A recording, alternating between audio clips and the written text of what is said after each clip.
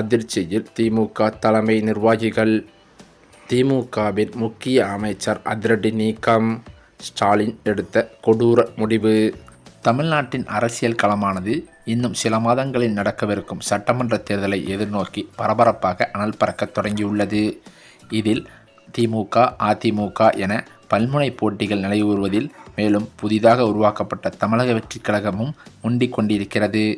இந்த நிலையில் தமிழக வெற்றிக் கழகத்தின் எழுச்சியால் மற்ற கட்சிகளுக்கு தோல்வி பயம் ஏற்பட்டுள்ளதாக செங்கோட்டையன் சமீபத்தில் கூறியிருப்பது பேசும் பொருளாகி இருக்கிறது.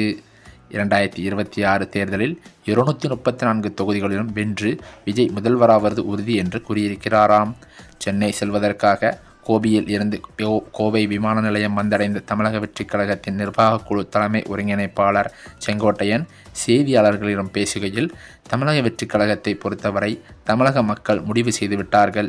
2 இயக்கங்களே இந்த நாட்டை ஆள வேண்டுமா, புதிதாக ஒருவர் தோன்ற வேண்டும் என்ற எண்ணங்களோடு தான் இந்த இயக்கம் தற்பொழுது வீரநடை போட்டு கொண்டிருக்கிறது.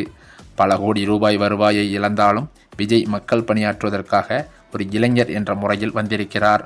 அவரை பற்றி எல்லோரும் கருத்து சொல்வதற்கு காரணம் என்னவென்றால், எல்லோருக்கும் பயம் ஏற்பட்டிருக்கிறது.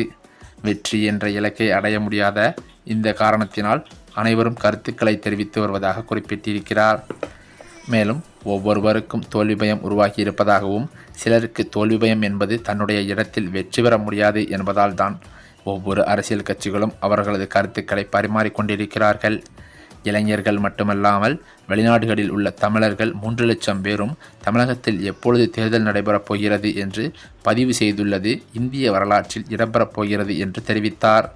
மேலும் ஒரு புதிய தலைமை தமிழகத்தை ஆள வேண்டும், குறிப்பாக தமிழக வெற்றிக் கழகத்தின் தலைவர் ஆள வேண்டும் என்ற நோக்கம் புதிதாக வாக்களிக்கக்கூடிய ஒவ்வொருவரின் எண்ணங்களையும் ஏற்பட்டிருக்கிறது என்றே அவர் சொல்வது தற்போது தமிழகத்தின் அரசியல் கட்சி தலைவர்கள் மத்தியில் பேசும் பொருளாகியிருக்கிறது. 35 வயதுக்கு கீழுள்ள அனைவரும் ஒருமித்த கருத்தாகவும் அது பிரபலித்து கொண்டிருக்கிறது.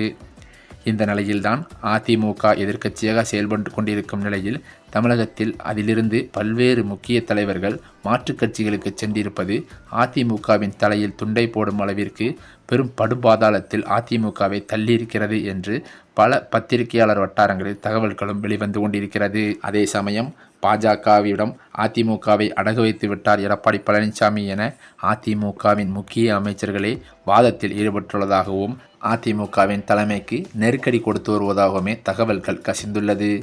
இது பெரும் சர்ச்சையை கிளப்பியது மட்டுமல்லாமல் அதிமுகவை படுபாதாளத்தில் தள்ளுவதற்கான வழியாகவும் பார்க்கப்படுகிறது.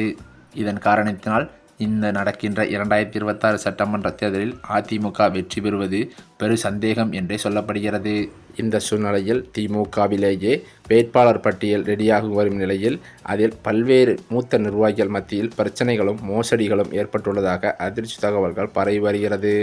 அது மட்டுமில்லாமல் தற்போது அந்த சர்ச்சையில் ஒரு முக்கிய அமைச்சர் சிக்கியுள்ளதாக ஸ்டாலின் வட்டாரத்தில் தகவல்கள் வெளியான நிலையில் அவரை கட்சியை விட்டு நீக்குவதற்கு ஸ்டாலின் முடிவெடுத்து விட்டதாக அதிர்ச்சி தகவல்கள் பரவி வருகிறது.